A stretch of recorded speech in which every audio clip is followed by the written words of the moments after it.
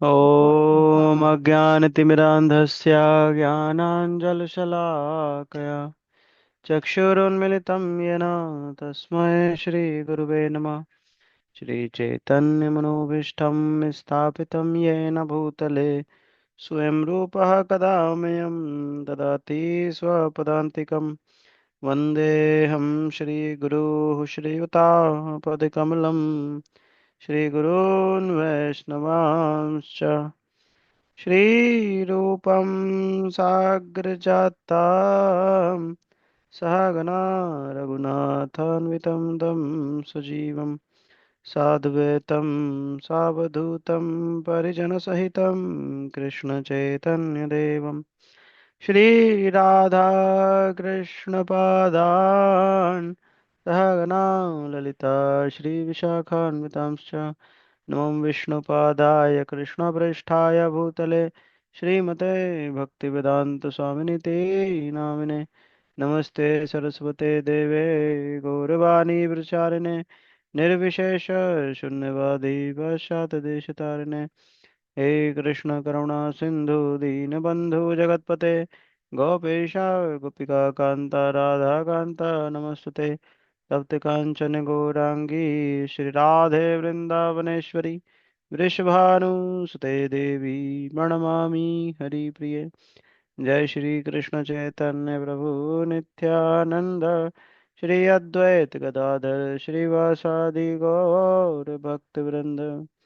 हरे कृष्णा कृष्णा कृष्णा हरे हरे हरे राम राम राम हरे हरे। वंशाकल्पतरुभ्यश्च कृपा सिन्धुभ्यश्च पतितानां पावनेभ्यो वैष्णवेभ्यो नमो नमः। अनंत कोटि वैष्णवंत की जय, श्री प्रभुपाद की जय। अब आप सब भक्तों का बहुत बहुत स्वागत है।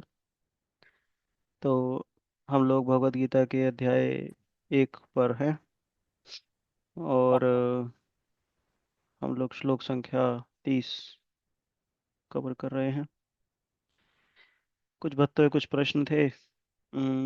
तो जो इस समय अवेलेबल है उसका मैं आंसर दे देता हूँ। देवेश प्रभु का एक प्रश्न था कि उनको हायरार्की मिल जाए। तो देवेश प्रभु, आपको मैंने एक डायग्राम भेजा है पुराना जो डिस्कस किया था, आपको लगता है उससे हेल्प मिल यस प्रभु पाएगी? जी। यस प्रभु जी, थैंक यू प्रभु जी। ओके। फिर भी अगर कोई प्रश्न है तो आप फिर से पूछ सकते हैं, हम एक बार उसको ले लेंगे, है ना? ठीक है। तो बाकी प्रश्न तो देवेश उनका था, मनीष प्रभु और माता जी का था, पर वो इस समय अवेलेबल नहीं हैं। तो उसको हम फिर कभी लेंगे जब भी वक्त लोग आएंगे। तो हम लोग शुरू करते हैं। हम लोग 32 to 35। मैं स्क्रीन शेयर करता हूँ।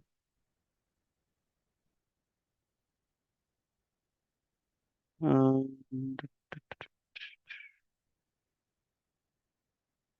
थोड़ा बड़ा है इसमें। इसमें एक्चुअली 4 श्लोकाज हैं।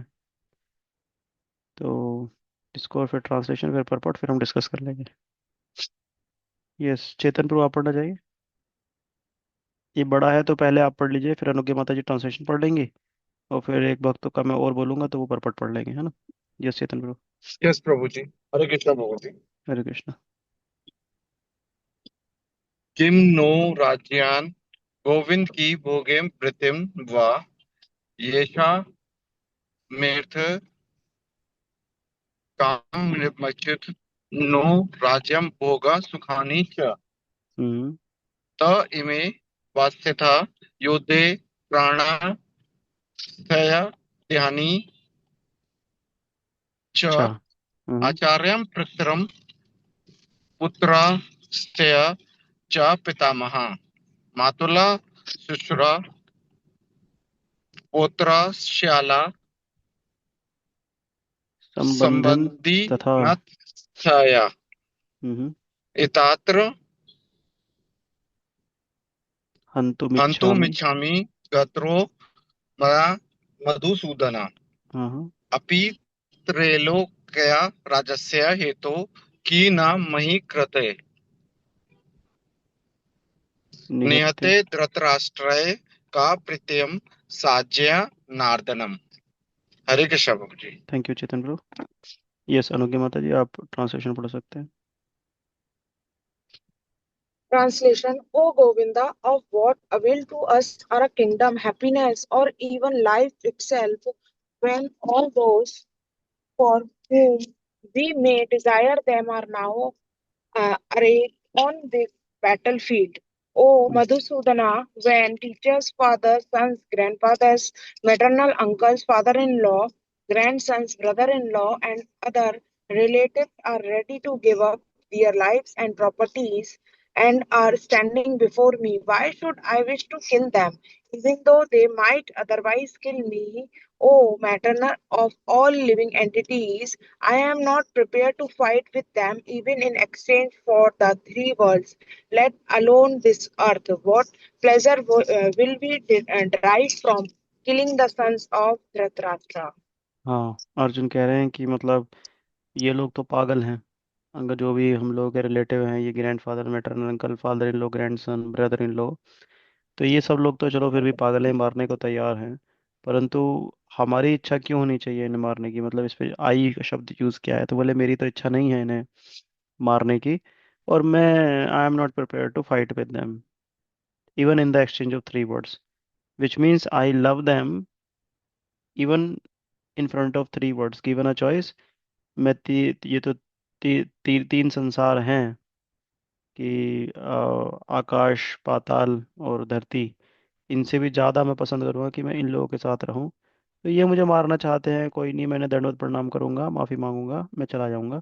परंतु क्योंकि मैं लड़ने के लिए मैं तो तैयार हूं नहीं, तो इसलिए इन्हें मार के मुझे कोई आनंद भी नहीं दिखाई दे रहा है। तो मैं ये जो युद्ध है इसको एब्सकॉन्ड करना चाहूंगा। ठीक है, परपट। अम, कोई और भक्त पढ़ना चाहेंगे? परपट डिम्पल माता जी, आप पढ़ना चाहेंगे?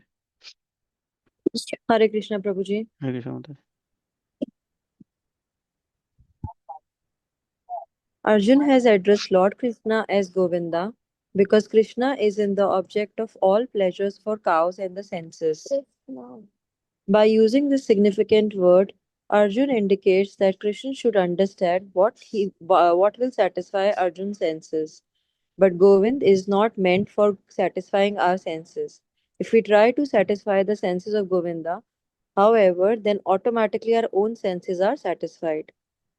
Materially, everyone wants to satisfy his senses, and he wants God to be the order supplier for such satisfaction. The Lord will satisfy the senses of the living entities as much as they deserve, but not to the extent that they may not covet. But when one takes the opposite way, namely, when one tries to satisfy the senses of Govinda without desiring to satisfy one's own senses, then by the grace of Govinda, all desires of the living entity are satisfied.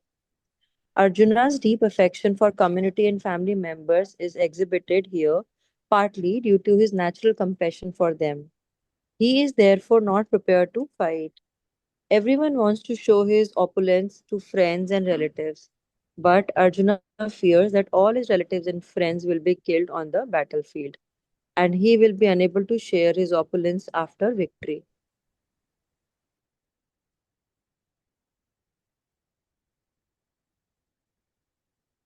हम्म, माता जी क्या बात चली गई?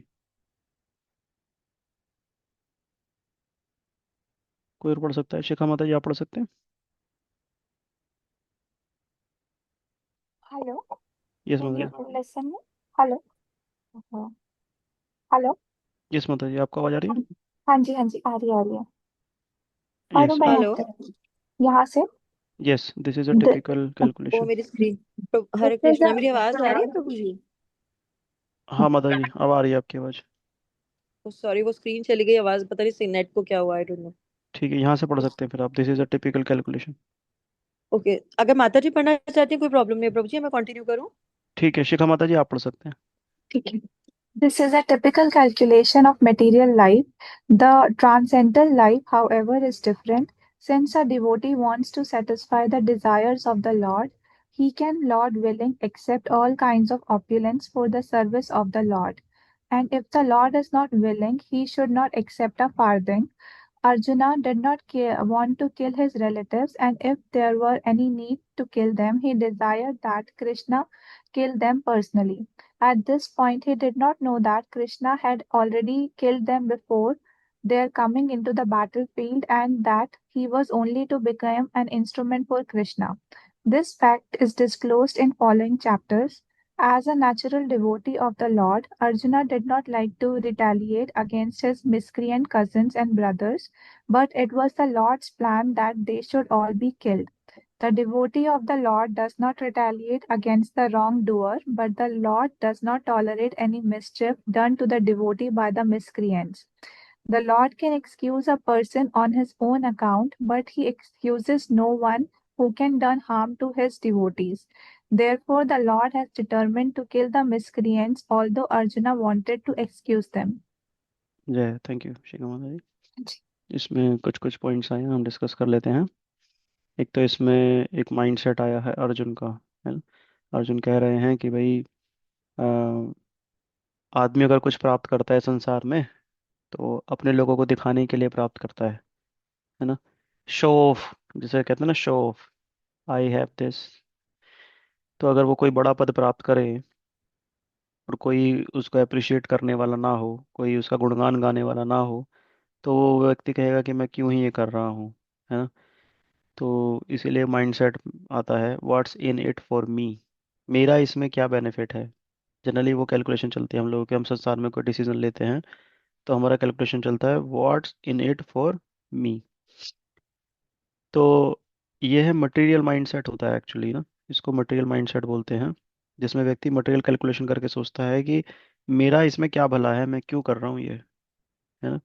तो अब problem इसमें ये आती है इस कैलकुलेशन में कि जिसका वो भला करना चाह रहा है, या तो वो अपनी सेंसेस का भला करना चाह रहा है कुछ डायरेक्टली कुछ भोग करके, जैसे कोई रसगुल्ला खाना है तो उसमें डायरेक्ट भोग है, और एक है कि भाई मैं पूरे संसार को रसगुल्ला खिलाना चाहता हूँ तो वो लोग मेरी तारीफ करेंगे, तो इसमें एक तरह का इनडायरेक्ट भोग है, पर है दोनों भोग ही, है।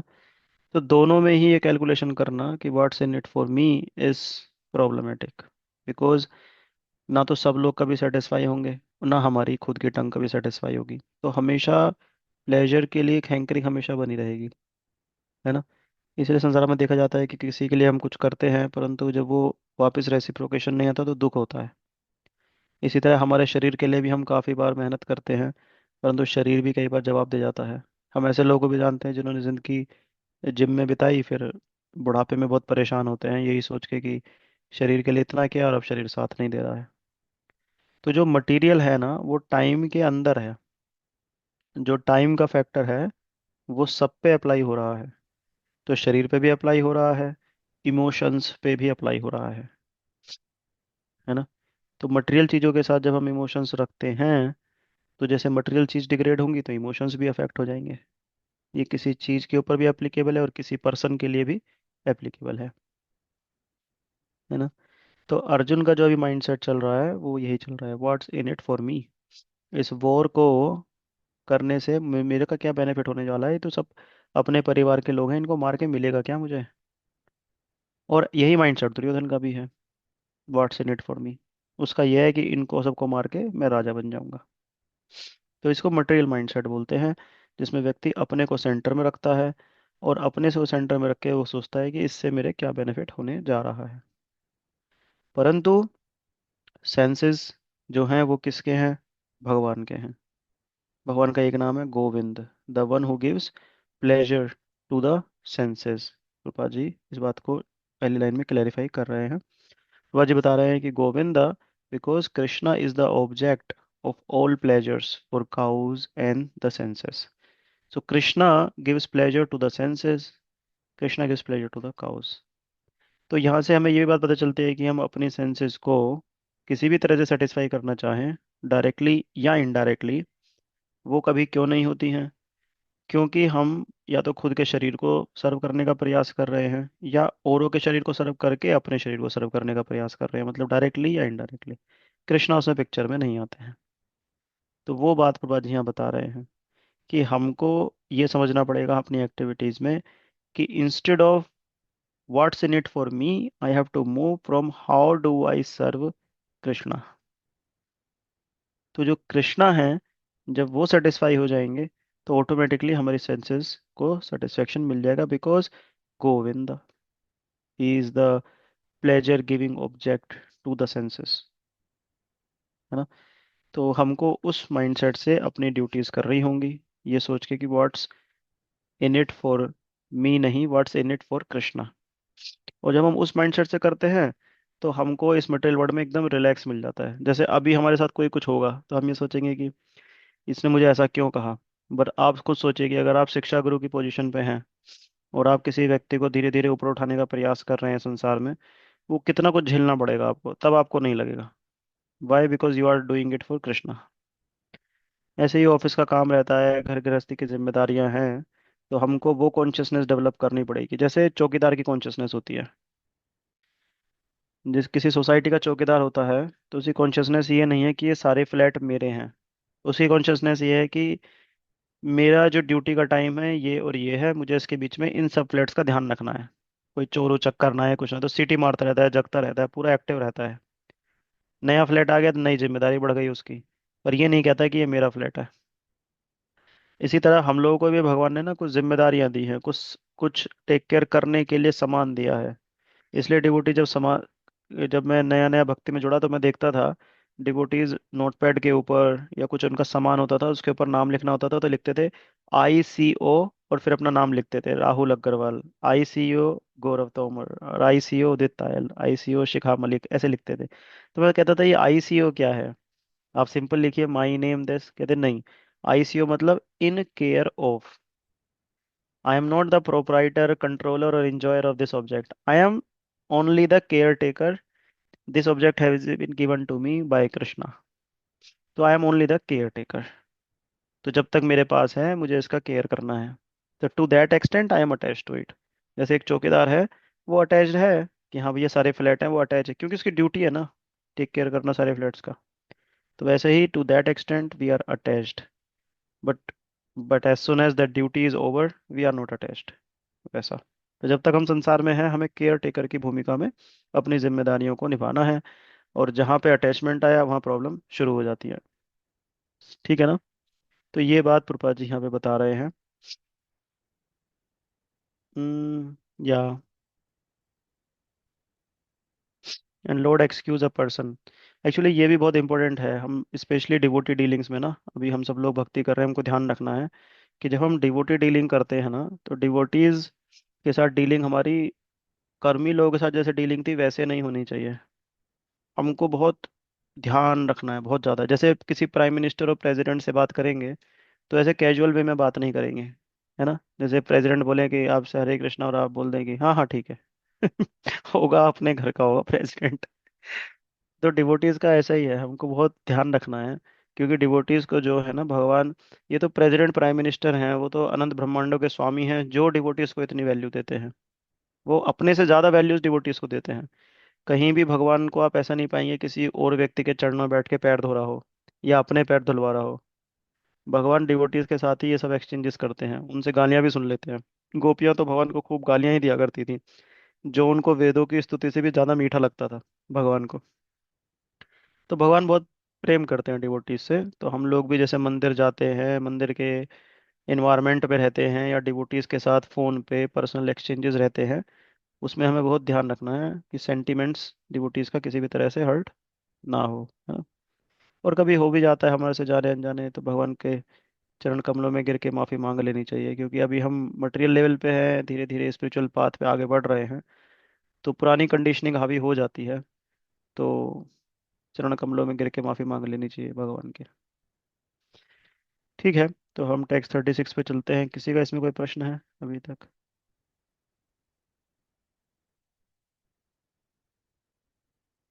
ओके। मेरे को जी एक छोटा सा पॉइंट आया था हाँ जी बताइए। आपके इस पॉइंट से कि मैं खुद जुड़ा हूँ अभी आपके साथ एसोसिएशन कर रहे हैं, मतलब हमारे हाँ बहुत सारे हम सब डिवोटीज इंडिविजुअली जुड़े हैं। तो जी जी। हम what's in there for me we are looking at this point. ये अगर हम अपने फैमिली मेंबर्स को या हमारे जो जो ग्रुप में सब लोग जुड़े हुए हैं उनको जोड़ते हैं, तो भी हम उसमें ये देखते हैं कि what's there in for me. तो समझा आई नहीं एम मैं आपका ऑडिबल प्रश्न। हूँ।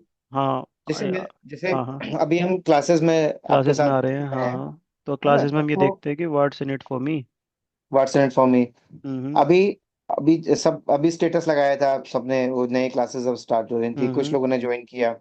तो वो लगाने से भी किया, यही पॉइंट आया कि व्हाट्स इन इट फॉर मी। लोग जो एसोसिएट हुए, हाँ, जो वो आएगा देखो नया वो तो देखेगा बाकी ही devotees कि थे भाई तो। इसमें मेरा ले क्या है। नहीं नहीं, जिसने लगाया, वो तो सेवा के लिए कर रहा है ना, उसे क्या मिल रहा है। हाँ, तो वही ना, मुझे वही लगा कि आपने बोला कि जैसे आपने वो स्वीट वाला एग्जांपल दिया था अभी, कि हम्म। स्वीट खाया इंडिविजुअली तो और हम्म। सबको खिलाया, तो हम्म। और वो जिसमें डायरेक्ट भूख और इनडायरेक्ट भूख वाला एग्जांपल आया था। हाँ हाँ। क्या हैं इसमें दोनों भी वही भोग। फिट होता है क्या? क्या? नहीं। आ, आप ऐसे देखिए कि जैसे हम लोग भी रसगुल्ला खाते हैं ना, डिवोटी लोग। तो एक यस। कॉन्शियसनेस तो ये है कि मजा आ गया रसगुल्ला खा के, है ना। और है वो ऑफर्ड ही, भगवान को ऑफर किया हुआ है, हम ऑनर कर रहे हैं प्रसाद। पर मैं एक कॉन्शियसनेस है कि हम उसे इस माइंडसेट से खा रहे हैं कि वाह रसगुल्ला। और एक कॉन्शियसनेस है कि भगवान का प्रसाद है, इसलिए खा रहे हैं, है ना। तो अब एक्शन तो सेम ही लगेगा दोनों में, पर ये खुद को देखना पड़ेगा हमारी कॉन्शियसनेस क्या है। तो इसी तरह एक कॉन्शियसनेस तो ये है कि ठीक है भाई, मैं ये स्टेटस लगा के भगवान की फैमिली को बढ़ाना चाहता हूँ, और बद्धजीवों को जो संसार में फंसे हुए हैं उन्हें भगवान से जोड़ना चाहता हूँ, भगवान की सेवा करना चाहता हूँ इस माध्यम से, प्रचार, है ना। इस माध्यम से भगवान की सेवा करना चाहता हूँ। एक ये भी हो सकता है कि मैं, मुझे मजा आएगा पर्सनली, मैं लोगों को जोड़ूंगा तो। परंतु भक्ति में ये एक अच्छी बात यह है कि दोनों ही चीजों में व्यक्ति ठीक हो जाता है। जैसे अगर कोई व्यक्ति प्रसाद ओनर कर रहा है, चाहे वो इसी मानसिकता से कर रहा हो कि मुझे बहुत मजा आएगा, धीरे धीरे धीरे धीरे उस वो शुद्ध हो जाएगा, और फिर वो प्रसाद की पाने की सही चेतना में आ जाएगा। और इसी तरह स्टेटस की बात है, कोई अगर इस स्थिति में भी लगा रहा है कि मुझे ना नेम फेम मिले, इतने लोगों को जोड़ा हूँ, तो भी उसको उसकी स्थिति ठीक हो जाएगी। जैसे इसीलिए बताया जाता है ना कि जो डेमी गॉड वर्शिप और भगवान की वर्शिप में क्या फर्क है। जैसे आप देखिए, भस्मासुर है, जब शिव जी से वरदान प्राप्त करता है, तो वो क्या वरदान प्राप्त किया कि मैं जिसके सिर पे हाथ रखूं उसका सिर फट जाए, मैं इतना ताकतवर बनना चाहता हूँ। तो शिव जी ने कहा कि ठीक है। वो आशुतोष हैं, जल्दी प्रसन्न हो जाते हैं शिव जी, उन्होंने कहा ठीक है। तो वो शिव जी के पीछे ही शिव जी को मारने के लिए दौड़ा। उसने कहा कि पार्वती का ये कैसे अपने आप भोग कर सकते हैं, पर मैं I am so strong, Parvati का भोग तो मैं करूंगा। तो शिव जी को रास्ते से हटाने के लिए वो शिव जी के पीछे दौड़ा मारने के लिए। और इधर हम देखते हैं भगवान के भक्तों का, जैसे ध्रुव महाराज क्या चाहते थे कि मुझे भी बड़ा बनना है, मैं ब्रह्मा जी से जो मेरे पितामह हैं उनसे भी बड़ा साम्राज्य मुझे चाहिए, एक अलग यूनिवर्स ही वो चाहते थे, है ना। तो जब भगवान की प्राप्ति उन्हें हुई, भगवान की उन्होंने देखा, तो बोले कि अरे अरे, मैं तो कांच के टुकड़ों के पीछे भाग रहा था, अब मुझे आप मिल गए। तो भक्ति में ये अच्छी बात है कि हम अगर भोग की मेंटेलिटी से भी भक्ति करते हैं ना, तो व्यक्ति शुद्ध होकर योग में स्थित हो जाता है, भगवान की भक्ति में स्थित हो जाता है। ये अच्छी बात है इसमें, है ना। पर क्योंकि आप तत्व समझ रहे हैं, तो मैं तत्व से बता दिया कि क्या हमारी चेतना है सर्विस करने में, वो देखना चाहिए हमें। जैसे मंदिर में भी काफी लोग प्रसाद बना रहे हैं। अब आप इसलिए बना रहे हो कि मैं बनाऊंगा, लोग कहेंगे हाँ जी प्रसाद कैसा बना, और फिर वो तारीफ करें मेरी, या फिर आप इस बना रहे हो कि नहीं, मुझे भगवान की सेवा करनी है, मुझे भगवान को अपने हाथ का खिलाना है, भगवान की कृपा मुझे भी अर्जित करनी है। तो फिर वो तो इंडिविजुअल हो गया फिर। समझ में आ रहा है क्या देश में। यस यस यस प्रभु जी, थैंक यू प्रभु जी। ओके, नेक्स्ट चलते हैं, टेक्स्ट 36 कि स्मिता माता जी आप पढ़ पाएंगे। हरे कृष्णा। है कृष्णा माता जी। हाँ। पापम् एवाश्रयेत् अस्मान् हत् हत्वैतान् अतात् तजना। अतात्तिना हम्म। तस्मान्नार्हा वायं हान्तम् हम्म। धृतराष्ट्रन्स बान्धवान् स्वजनं हि कथं हत्वा सुखिनां श्याम माधव। माधवा। हम्म। Hmm. Translation: Sin will overcome us if we slay such aggressors. Therefore, it is not proper for us to kill the sons of Dhritarashtra and our friends. What should we gain? O Krishna, husband of the goddess of fortune, and how could we be happy by killing our own kinsmen? Madhava, Madhav Mother. Means husband of goddess of Fortune. तो जैसे हम discuss कर रहे थे ना कि जब desire obsession बन जाती हैं, ईगो का पार्ट बन जाता है कि नहीं मुझे डिज़ायर पूरी करनी ही है, तो फिर हम सारे रीजंस उसके अराउंड देने लगते हैं। तो ये डिज़ायर है कि मुझे युद्ध नहीं करना, तो अब वो सब रीज़न आने लगे कि भाई क्यों युद्ध नहीं करना। तो वो कह रहे हैं कि भाई इन सब लोगों को मार के होगा ही क्या ना, क्या फ़ायदा होने जा रहा है, इससे तो हमें पाप ही मिलेगा। इससे तो हमें पाप ही मिलेगा, और वैसे भी सब अपने फ्रेंड्स फैमिली मेम्बर्स ही हैं, तो मुझे तो प्रॉपर लग नहीं रहा है ये, क्या ही मिल जाएगा इससे, है ना। तो वो बात यहाँ पे आ रही है। यस स्मिता माता जी। Purport. Purport. According to Vedic injunctions, there are six kind of aggressors. Poison giver, one who sets fire to the house, one who attacks with deadly weapons, one who plunders riches, one who occupies another's land, and one who kidnaps a wife. Such aggressors are at once to be killed, and no sin is incurred by killing such aggressors. Such killing of aggressors is quite befitting any ordinary man.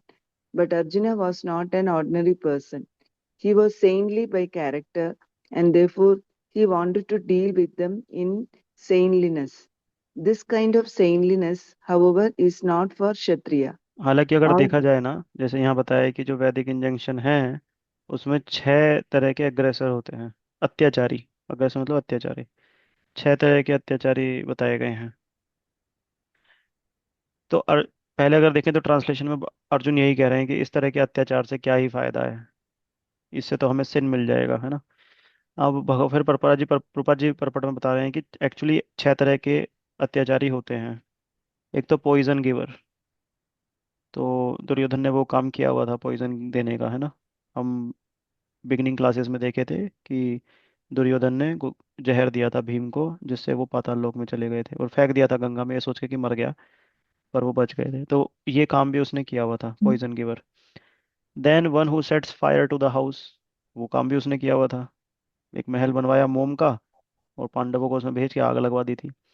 One who attacks with deadly weapons, तो वो भी अज्ञातवास में जब 1 साल का जो मतलब total शायद 13 साल का था, 12 साल का वैसे वनवास था, 1 साल का अज्ञातवास था, ये शायद 11 का था एक बार, जो भी है।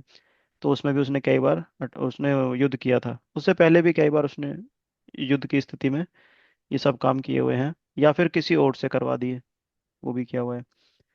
वन हु प्लंडर्स रिचेस, जो लूटता है, तो लूटने के लिए तो बैठा ही है, गद्दी पे बैठा हुआ है इस समय उनको लूटने के लिए। One who occupies another's land, ये भी बात फिट होती है क्योंकि उसने उन्हीं का लैंड जो उनको बिलोंग करता है, ये कुरुवंश, अम, तो हस्तिनापुर, तो उसका वो राजा बना हुआ है।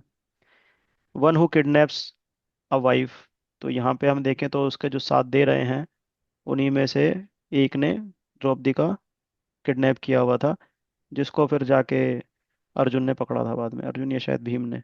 तो कहने का मतलब ये है कि ये जितने भी लोग यहाँ पे इकट्ठा हुए हैं ये एक्चुअली अग्रेसर हैं कौरव पांडव, कौरवों के साथ। और अर्जुन इस समय क्योंकि मोह में है तो उनको सभी अग्रेसर लग रहे हैं, है ना। वो बात मैं बताना चाह रहा था। यस माता जी, प्रभु आगे जी बताओ। यहाँ पे हाँ। अग्रेसर जो 6 दिए हुए हैं, अगर हाँ। उनमें से कोई भी अगर अपने बेनिफिट के लिए ना करके दूसरे के बेनिफिट के लिए कर रहा है, तब भी तो क्या हुआ अग्रेसर में। जैसे हम लोग हाँ। एग्जांपल देखते हैं रॉबिनहुड का, जो वो यूज टू प्लंडर रिचेस जी। And distribute it into well through poor people. Poor. जी। जी। तो वो हम, ठीक है, वो इथिकली या लॉफुली हो सकता है गलत हो, जी। लेकिन उस चीज से वो बहुत लोगों का भला भी बेनिफिट भी कर कर रहा है। रहा था, मे बी मटीरियली कर रहा था। जी। लेकिन ऐसा रॉबिनहुड का एक ऐसा एग्जाम्पल है जो हमेशा कंफ्यूज करता है। हम्म। अ, हाँ। यस मैं मनीष कुछ ब्रो। कहूँ गौरव प्रभु जी, द थिंग इज कि रॉबिनहुड जिनसे जिनकी वेल्थ प्लंडर कर रहा था, they themselves are plundering the wealth of the poor, right? तभी वो उनसे उनकी वेल्थ को लेके पुअर में बांटना चाहता था, क्योंकि the other person was who was plundering the wealth of the poor was not, मतलब that wealth should ideally have been distributed amongst the poor, but it was not being done by the other person. वो नहीं अपने प्रभु जी, वो वो एक अपने perception हो सकता है। मान लो सपोज एक एग्जांपल मैंने लिया रॉबिनहुड का, बट कोई सपोज ऐसा है जो एक्चुअली में जो लोग रिच हैं उनको तो जेन्युइन रिच है मान लो। हाँ मतलब उन लोगों को मतलब कोई गलत नहीं कर रहा है वो। मैं तो उस केस गौरव में प्रभु की बात में एक चीज और ऐड कर देता हूँ, जैसे टैक्स की चोरी होती है। हम्म। लोग टैक्स इधर से बचा के ठीक है मंदिर में हम डोनेट कर देंगे, कुछ पार्ट उसमें से या पूरा पार्ट उसमें से, ये भी उसी हम्म। कैटेगरी में आ जाएगा। दूसरे का कोई गवर्नमेंट या का हक था उस टैक्स के ऊपर में, बट वन हैज केप्ट या दैट। एक्चुअली जो रूपा जी भागवतम भागवतम में, मैं इस समय कैंटो 3 में हूँ, जिसमें भगवान कपिल देव, भगवान का एक अवतार हुआ है कपिल देव नाम से। तो वो अपनी माता देवहूति को ज्ञान दे रहे हैं। उनका पर्पज़ ये था कि मैं इसलिए अवतार ले रहा हूँ ताकि मैं जो नॉलेज लॉस्ट हो गई है उसको फिर से एस्टेब्लिश करूंगा। तो भगवान ऐसे समय समय पे आते रहते हैं और ये नॉलेज देके फिर भगवान फिर अपने धाम चले जाते हैं। तो कपिल भगवान कपिल देव देवहूति को ये ज्ञान दे रहे हैं, सांख्य फिलोसफी। तो उसमें बता रहे हैं कि किसी भी तरह का काम जो इंद्रिय तृप्ति पे आधारित होता है, इंद्रिय तृप्ति मतलब यही डायरेक्टली और इनडायरेक्टली, समझे? जैसे नेशनलिज्म होता है, नेशनलिज्म होता है कि भाई देश सब कुछ है तो झंडे लेके दौड़ना, देश को ठीक करना, हमको 1 साल में इसको विकसित देश बना देंगे, 10 साल में, नेशनलिज्म। ये कोई पर्टिकुलर कम्युनिज्म होता है, या कम्युनिटी के लिए काम करना। ये सब एक्सटेंडेड सेंस ग्रेटिफिकेशन है, क्योंकि इनका एक्चुअल पर्पस क्या है तो सेंस ग्रेटिफिकेशन ही ना। भाई आप ही तो सेंटर में हो, जब आप करोगे तो तारीफ किसे मिलेगी? तो आप ही को मिलेगी। इसमें सेवा भगवान की कहाँ हो रही है? तो किसी भी तरह का जो सेंस ग्रेटिफिकेशन है ना, that is sin only, that is sin. अगर भगवान सेंटर में नहीं है तो ये हर तरह का सिन ही है। हालांकि अगर कोई कहे कि ठीक है एक्सटेंडेड सेंस ग्रेटिफिकेशन ही है, कोई बात नहीं, इसमें औरों का तो भला हो रहा है, जैसे रॉबिनहुड का एग्जांपल बताया आपने कि कोई बात नहीं औरों का भला हो रहा है, तो अब मैं ये कहना चाहता हूँ कि वो भला कितने दिन के लिए भला हो रहा है ना? जैसे किसी व्यक्ति को आपने 2 रोटी खिला दी, तो कल को उसे भूख लगेगी, एक टाइम का आपने देख लिया, पर कल उसे भूख लगेगी। तो क्यों ना उसे भक्ति देखे, उसका ध्यान रखें भक्ति में, और बैक टू गॉड पहुंचा दिया जाए, जहाँ पे भूख का कोई नामो निशान ही नहीं है। वो ऐसी स्थिति है जिसमें वो हमेशा खुश ही रहेगा। तो अब हमको ये डिसाइड करना है कि हमको किसी को टेम्पररी बेनिफिट देना है कि परमानेंट बेनिफिट देना है। अब इसमें एक दूसरा प्रश्न भी आ जाता है कि भाई परमानेंट बेनिफिट देने देने के चक्कर में आप क्या गरीब को मार दोगे? वो ठंड में सुकोट रहा है, उसे कंबल नहीं दोगे? तो हमारा कहना ये है कि जैसे इस्कॉन के फूड फॉर लाइफ प्रोग्राम है, और बाकी भी समाज सेवा के काम होते ही हैं, तो उनका पर्पस सिर्फ इतना नहीं रहता है एक्चुअली कि बस उसकी भूख मिटा दो। उसका पर्पस है कि इसकी भूख मिटाओ और फिर इसे माला दो, इसे मंदिर से कनेक्ट करो और इससे भजन करवाओ। तो वो बस एक माध्यम बन रहा है, पर अल्टीमेटली हमको क्लियर है कि हमें क्या करना है। नेशनलिज्म या किसी और के इज्म, और भी बहुत तरह के जैसे इज्म होते हैं, उसमें उनको क्लैरिटी नहीं है कि उनको एक्चुअली क्या करना है, या फिर उनको इतना ही है कि बस हमें गरीबों की हेल्प करनी है, अपंग लोग हैं उनकी हेल्प करनी है। पर एक्चुअली हेल्प कब होगी? एक्चुअल हेल्प तब होगी जब हम उनको back home back to God पहुंचा देंगे। इसलिए जितना कल्याण समाज का संत करता है उतना कोई भी नहीं करता, है ना? इसलिए और कोई नहीं करता क्योंकि वो उस जीव को यहाँ के बंधनों से निकाल के ही बाहर भेज देता है। नो मोर अपंगता, नो मोर भूख प्यास, and always with the lord, सच्चिद आनंद स्थिति में पहुंचा देता है उसको। इतना तो तब है जब, मतलब मृत्यु के बाद, जीते जी भी आप देखेंगे कि वो उसको ऐसी स्थिति में लेके आता है कि वो हमेशा आनंद का महसूस करता है। कुछ ही समय के बाद उसे महसूस होने लगता है कि नहीं, ये पाथ में नहीं छोड़ूंगा, ये पाथ में कभी नहीं, मैं हमेशा इस पे रहूंगा। क्यों? क्योंकि उसे कुछ मिल रहा है ना, तभी तो छोड़ रहा है वो भी। और फिर धीरे धीरे वो इस स्थिति में आ जाता है। वो फिर अपना डिटर्मिनेशन भी है, भक्ति में कितनी तेज वो आगे बढ़ना चाहता है ना। ऐसा है। गोरखपुर, ये आपको समझ में आएगा मैं जो बोला भी? यस प्रभु जी, बट उसमें एक चीज और भी जी। है जी। अभी अनआंसर्ड, जो देवेश प्रभु ने भी बोला था कि सामाजिक दृष्टि से जो कार्य जो है वो गलत है, हम्म। लेकिन मैं उनको करना चाहता हूँ सिर्फ एक ही मोटिव से, कि जो आपने बोला कि मैं मतलब सेवा करना एक्सटेंडेड चाहता सेंस हूँ, ग्रेटिफिकेशन।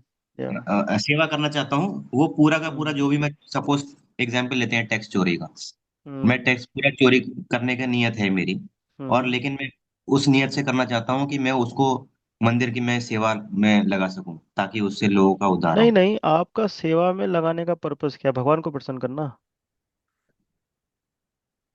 हम्म। हम्म।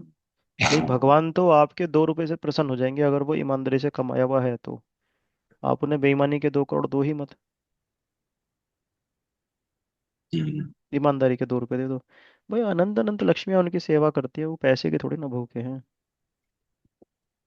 पैसा भी समझ वही गया। जनरेट करते हैं और गायब भी वही कर देते हैं। उन्हीं के हाथ में है सब कुछ। हम रामचरितमानस में पढ़ रहे थे पिछले हफ्ते ना ये बात, जब मारीच समझा रहा है रावण को कि देखो भाई, इनके जीते ही संसार जीता है, इनके मरते ही मरता है, मतलब यही जलाते हैं यही मारते हैं। हम्म? तो हमको उस एंगल से देखना है। मतलब कई बार हम कर्ता एंगल से देखते हैं भगवान की सेवा को, कि मैं ये कर रहा हूँ। नहीं, आप कुछ है ही नहीं, वो तो अपने आप अपना करवा लेंगे जो भी है। हमें हमें तो एक अपॉर्चुनिटी मिली है सर्व करने की, तो उसको हम ईमानदारी से करें। अब जैसे कुकिंग भी करते हैं भगवान की, तो बेस्ट खिलाएंगे ना भगवान को। तो हम पैसा भी ऑफर कर रहे हैं तो शुद्ध ऑफर करेंगे ना, गंदा क्यों ऑफर करेंगे? भाई है तो भगवान की सेवा ही ना। वैसा यस यस प्रभु। है ना, वैसा क्लियर। Thank you. यस प्रभु। प्रभु जी, अ, यस। प्रभु जी, जो आपने अभी कहा कि मनीष सेल्फ प्रभु। ग्रेटिफिकेशन है, जी जी जी। हेलो, तो जी ये जी फिर जी। जैसे जो लोग आर्मी वगैरह में जाते हैं जी देश जी की जी। सेवा के हिसाब से, तो वो भी फिर सेल्फ ग्रेटिफिकेशन में आएगा? हाँ मतलब आर्मी में जा रहे हैं, परंतु कॉन्शियसनेस ये है कि मुझे देश की सेवा करनी है। देश देश देश देश देश। तो सेंस ग्रेटिफिकेशन है, नेशनलिज्म है। उसमें बट किसने अपनी भी सेंस देश सेटिस्फाई की कर रहे हैं, औरों की भी कर रहे हैं। मतलब मैं इसमें थोड़ा कंफ्यूज हो रहा हूँ कि हाँ जी हाँ जी। हम दुनिया में जब आते हैं हम्म। तो भगवान हमें किसी पर्पस से तो भेजते हैं। कैसे अगर किसी वो बात पर्पस, सही है, पर पर्पस कैसे पता चलेगा?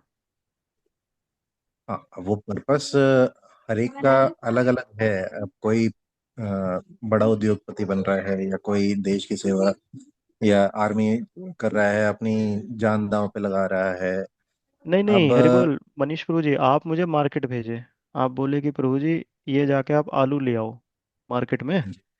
मैं मार्केट में डांस करने लगा, क्योंकि वहां पे मैंने और लोगों को भी देखा कि कोई वहां पे गा रहा था, कोई वहां पे नाच रहा था। मैंने भी नाचना हम्म, शुरू कर दिया, उनमें से मैंने भी कुछ और करना शुरू कर दिया। हाँ, बट मुझे ये तो पता कर ही वो नहीं तो रहा कि भटक मुझे गए ना। एक्चुअली वो भटके हुए ही हैं हम सब लोग। तो कोई बिजनेसमैन अच्छा। बनना चाह रहा है, कोई आर्मी में जाना चाह रहा है, कोई सर्विस करना चाह रहा है, कोई साइंटिस्ट बनना चाह रहा है। ये सब भटकाऊपना हम्म, है। ये कौन बताएगा कि एक्चुअली आप आलू खरीदने आए हो यहाँ पे? तो फिर जी। मतलब जो भी जन्म ले रहा है उसे हम्म।